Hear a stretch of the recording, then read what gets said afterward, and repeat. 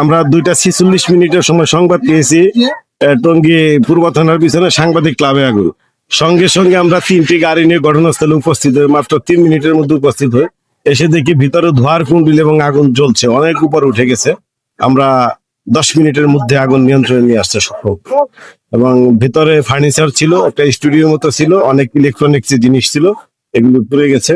আমরা আমাদের সর্বোচ্চ রাত দিয়ে দ্রুত গতিতে আগুন নিয়ন্ত্রণে নিয়ে আসে এবং আশেপাশে যারা আরো স্থাপন আছে সবগুলি রক্ষা করতে সক্ষম। অগ্নিকাণ্ডের ঘটনা কি কারণ হতে পারে?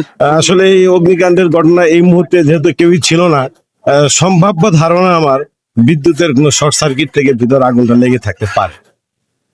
ক্লাবের ভিতরেই এবং আগুনের লেলিহান শিখা বাইরের দিকে কেবল জিপ ব্যাট দিছিল।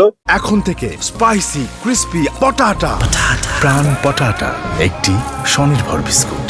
আসলে বিষয়টা হলো আমি এই আমার অফিস থেকে আমি লাঞ্চ করতে গেছিলাম। লাঞ্চ করার পরে মানে আমি লাঞ্চ করতেও পারি নাই, মাত্র হাত ধুইছি আমার সহপাঠীদের সাথে থানার পিছনে।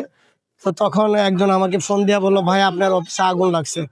আমি বুঝতে পারি নাই, পরে ফোন কেটে গেল। পরে কিছুক্ষণ পরে আবার আমি ফোন ব্যাক করি যে ভাই কি হয়েছে, সমস্যাটা বুঝি তো। পরে বললো যে ভাই আপনার অফিসে আগুন লাগছে। আমার অফিসে আগুন লাগছে মানে আমি ওইখান থেকে আর মানে হাত ধোয়ার পরে আমি দৌড় শুরু করছি। আমি আর খেতে পারিনি। আইসা দেখে যে আমার এই ক্লাবে আগুন, প্রচন্ড ভয়াবহ আগুন। এরপরে আর আগুনই দেখতেছি এবং সমস্ত জিনিসপত্র পুরো ছাই হয়ে গেছে।